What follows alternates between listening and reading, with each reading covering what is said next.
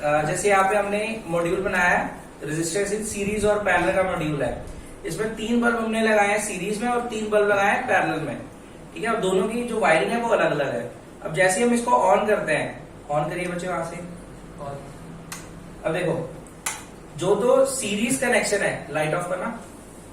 देखो, जो तो सीरीज कनेक्शन है उसमें सिर्फ फिलामेंट में बहुत हल्की हल्की लाइट तुम्हें नजर आ रही है, क्योंकि सीरीज में तीनों डिवाइसेस आपस में कनेक्टेड है तो रेजिस्टेंस मैक्सिमम रहेगी। क्योंकि रेजिस्टेंस मैक्सिमम है इसलिए करंट मिनिमम आ रहा है और जो ग्लोइंग ऑफ बल्ब है बेटा वो बहुत कम है। और ये देखो पैरेलल वाले जो बल्ब है ये कितना खिलखिला के चमक रहे हैं ना, पूरी लाइट है ना इसमें। yes, अब देखो, इसमें मैं आपको एक चीज और बता देता हूँ। अब जैसे कि हमें पता है कि हम अपने घर में जो कनेक्शंस करते हैं वो कैसे करते हैं, वो हम करते हैं पैरेलल में, सीरीज में क्यों नहीं करते?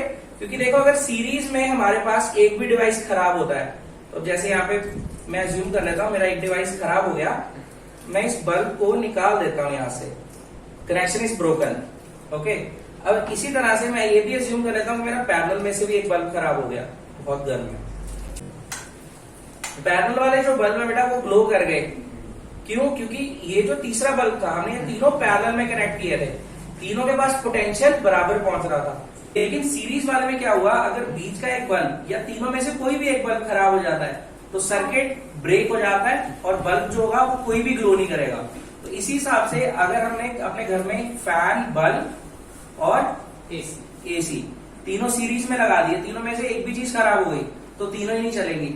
और अगर तीनों पैरेलल में कनेक्टेड है, कोई एक चीज खराब होती है बेटा तो बाकी जो दो हैं वो अपने पोटेंशियल के साथ इफेक्टिवली वैसी ऑपरेट होंगी जैसे वो 220 वोल्ट में नॉर्मली चलती है।